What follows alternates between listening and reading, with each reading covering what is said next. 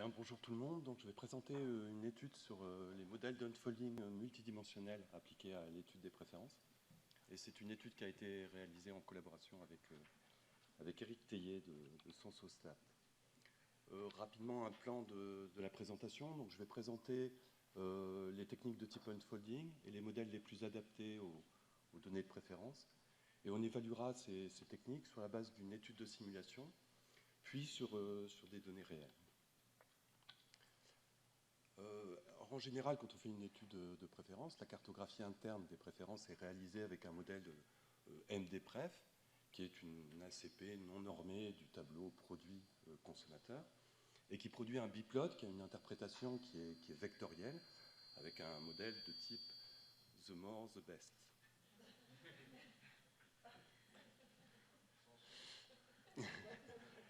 Et assez récemment, quelques auteurs ont essayé de donner une interprétation de type point idéal à cette cartographie interne des préférences. Peut-être le premier a été Meunier, qui prend la base de la cartographie interne des préférences et qui projette les consommateurs avec un modèle de type circulaire. Puis plus récemment, du moins dans le domaine sensoriel, parce que c'était antérieurement appliqué dans le domaine de la psychométrie, ont été appliqués des modèles de type unfolding, alors probabiliste, de type landscape analysis, ou alors déterministe, Prefscal, donc la fonction de SPSS. Et finalement, très peu de comparaisons ont été faites entre ces techniques, MDPref et unfolding, si ce n'est une présentation de Al McPhee et Anne Astid lors de Sensometrics en 2010. Quelques mots sur l'unfolding. L'unfolding est une MDS, un multidimensional scaling particulier, dans lequel on possède les dissimilarités entre deux ensembles d'objets, donc pour nous les produits et les consommateurs, et on souhaite avoir une représentation conjointe de ces deux ensembles, telles que les distances dans cette configuration soient les plus proches possibles des dissimilarités. Et donc on va minimiser l'écart quadratique entre dissimilarité et distance à travers le stress 1, qui est la forme la plus classique, ou le stress de Kruskal, qui est sa forme normalisée.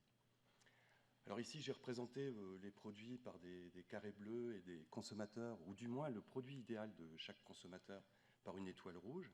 Et ce qu'on souhaite, bien sûr, c'est qu'un consommateur soit d'autant plus proche d'un produit qu'il lui a accordé une note forte. Et donc, ça a conduit à une cartographie interne des préférences, mais avec une interprétation de type point idéal. Alors on voit qu'il faut transformer les notations des consommateurs en dissimilarité. Donc je note delta IJ, la dissimilarité entre le sujet J, ou plutôt le point idéal du sujet J et le produit I. Et le modèle le plus naturel, c'est de considérer que la distance delta IJ, c'est M moins RIJ, si M est le maximum de l'échelle. En d'autres termes, si vous notez un produit à 8 sur une échelle dont le maximum est 10, c'est finalement que vous avez mis ce produit à 2 de votre produit idéal. Une alternative à cela est de considérer que l'utilisation de l'échelle est un trait psychologique, individuel, et donc on va estimer ce que le consommateur aurait considéré comme la note qu'il aurait accordée au point idéal, que je note ici alpha J, si J est le consommateur, ici. Et donc la dissimilarité va être alpha J moins la note qu'il lui a accordée. Ça correspond à peu près à la même attitude que celle qu'on a quand on fait la cartographie interne des préférences, quand on fait un centrage des consommateurs. Et puis on peut préférer, alors les psychométriciens en général le font davantage de cette façon-là, on peut préférer faire de l'unfolding non métrique, c'est-à-dire de ne donner de sens qu'à l'ordre des produits pour un consommateur. Et donc on va faire une transformation monotone décroissante des notes ici, et c'est ce qu'on appellera un unfolding non métrique. Alors, quelques mots des algorithmes. Alors, j'ai choisi de présenter ici l'algorithme qui est de plus en plus utilisé, c'est Smakov, qui est très bien décrit dans un ouvrage de Borg et Gronen, et qui est un algorithme en fait itératif. Et à chaque pas, on va alterner le calcul de la dissimilarité optimale connaissant la configuration et la mise à jour de la configuration par une transformée de Gutmann. Et donc on itère ces pas jusqu'à stabilisation de la fonction de stress ici. Alors il est préférable d'initialiser cette solution par une configuration raisonnable, Alors on peut prendre celle de Schoenemann, qui est une solution au vecteur propre et qui est assez facile à générer. Cet algorithme a l'avantage de supporter des données incomplètes. C'est d'ailleurs en fait un algorithme de MDS qui supporte des poids à chaque dissimilarité, donc qui va supporter les données manquantes. On peut faire une restriction de cet unfolding et de faire de la cartographie, j'essaierai de le montrer tout à l'heure, externe en utilisant l'unfolding. Et enfin, il est tout à fait possible d'inclure une transformation non métrique dans cet algorithme à la condition de choisir une modification du stress qui est due à buzzing. Et sans cette modification, on risque d'avoir des problèmes de dégénérescence des solutions, ce qui, à mon avis, est une raison pour laquelle l'unfolding n'a jamais été aussi utilisé que la cartographie interne des préférences. Voilà, alors on va essayer d'évaluer cette technique sur la base de données simulées. Alors on a imaginé que les préférences des consommateurs étaient fonction de 3 facteurs. On va générer une configuration de 9 produits, donc un plan factoriel complet de puissance 3, et on rajoutera un point central qui est le point 5 ici. Et on va imaginer qu'il y a 3 classes de consommateurs, A, B, C, qui ont des comportements différents. Donc A et B sont des classes dont les consommateurs ont des effets vectoriels mais opposés. Et la classe C, en fait, est une classe de consommateurs qui a un point idéal, puisque le point C est à l'intérieur de la configuration.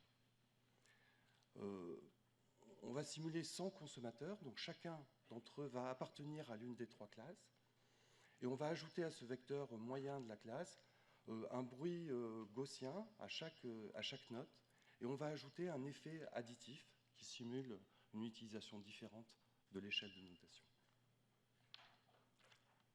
Alors à titre illustratif, on peut regarder les solutions qui sont données dans un cas particulier quand les 3 classes sont identiques, un tiers, un tiers, un tiers. Vous voyez les 2 solutions, unfolding à gauche et MDPref à droite, qui apparaissent comme assez différentes. Alors à gauche, l'unfolding reproduit sensiblement la configuration initiale. Vous voyez que le produit 5 est au centre de la configuration, alors que tout à fait classiquement, MDPref envoie à l'extérieur de la configuration les produits qui sont préférés consensuellement, et ici c'est le produit 5. Par contre, on retrouve dans les 2 situations, on retrouve les 3 classes de consommateurs relativement distinctes.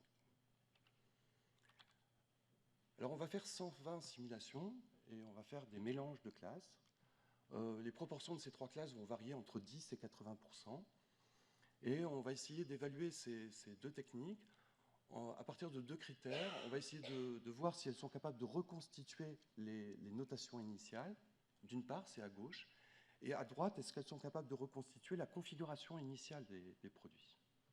Alors à gauche, vous voyez qu'on a une très bonne reconstitution des données initiales pour les 2 techniques, unfolding et MDPref, avec des R2 qui sont de l'ordre de 0,92. Et à droite, on voit que unfolding retrouve mieux la configuration initiale. On l'a déjà vu dans l'exemple précédent, ici, avec des RV standardisés qui sont de l'ordre de 3,2 contre 1,5 pour MDPref. Alors on peut s'intéresser à 3 situations un peu opposées. Alors à gauche, vous avez un seul segment vectoriel. Au centre, 2 segments qui sont vectoriels mais opposés. Et à droite, vous avez un segment qui a une attitude de type point idéal. Alors à gauche, comme attendu, on voit que MDPref reconstitue mieux la configuration initiale. Et c'est assez naturel puisqu'on a un segment qui a une attitude qui est the more the best. À droite, on voit qu'avec un segment de type point idéal, unfolding reproduit mieux la situation, mais on s'y attendait un peu, ça lui est plutôt favorable. Mais ce qui est très étonnant, c'est qu'au centre, alors qu'on a 2 classes de consommateurs qui sont de type vectoriel, eh bien, unfolding reproduit mieux la configuration initiale que MDPref. Voilà, mais il ne s'agit que d'une simulation, et ce qu'on va essayer de faire, c'est de voir comment ça se passe sur des données réelles. Alors, j'ai pris des données que certains dans la salle connaissent bien. C'est les données d'un projet européen Yellow Salmon, où on a 30 échantillons commerciaux de saumon fumé qui ont été évalués par 1037 consommateurs appartenant à 5 pays européens au cours de 5 sessions et sur une échelle en 9 points. On possède d'autre part le profil sensoriel sur 33 attributs. visuel, odeur, texture et goût. Et vous avez ici la solution donnée par la cartographie interne des préférences. Alors classiquement, on voit qu'il y a une direction consensuelle de préférence vers le nord-est. Et puis vous avez orthogonalement une direction qui est plutôt segmentante ici. Et les produits préférés sont rejetés à l'extérieur de cette configuration.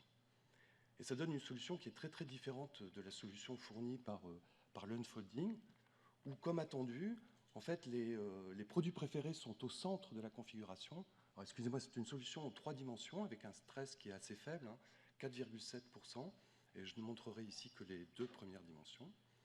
Donc on a les produits préférés au centre de la configuration et des consommateurs qui sont eux aussi centrés. Alors on peut dessiner à gauche un contour plot ou un heat map ici, qui permet de mettre en évidence la zone idéale pour l'ensemble des consommateurs, pour l'unfolding. Et si on souhaite une interprétation de cette configuration, on peut corréler les attributs sensoriels, 33 attributs, avec ces dimensions sensorielles.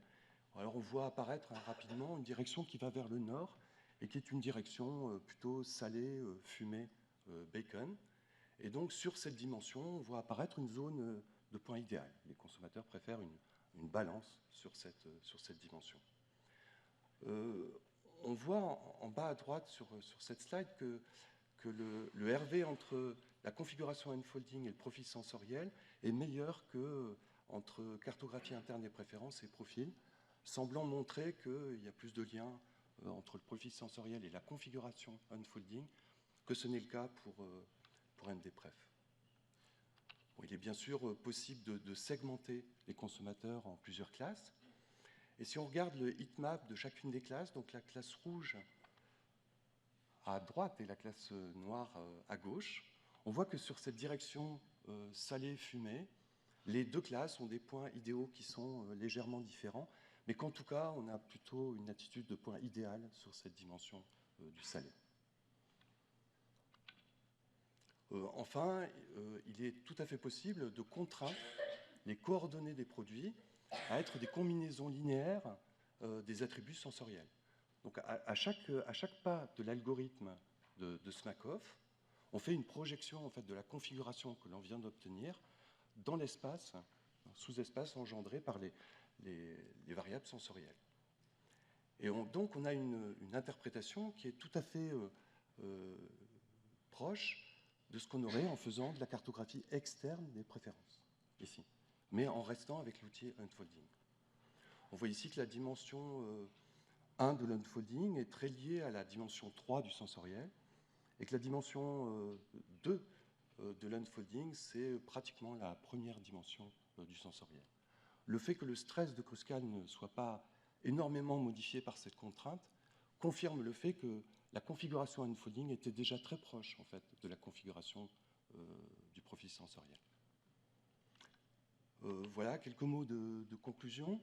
Alors, ce sont des modèles qui apparaissent assez souples, assez flexibles, puisqu'on peut imposer des transformations relativement différentes, soit métriques, soit non métriques.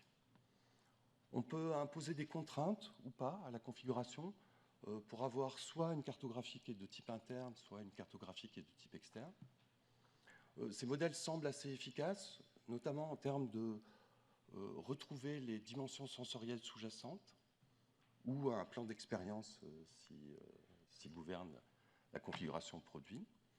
Et puis peut-être l'avantage le plus fort, c'est une interprétation très directe et très simple à base de distance des préférences. Voilà, je vous remercie de votre attention.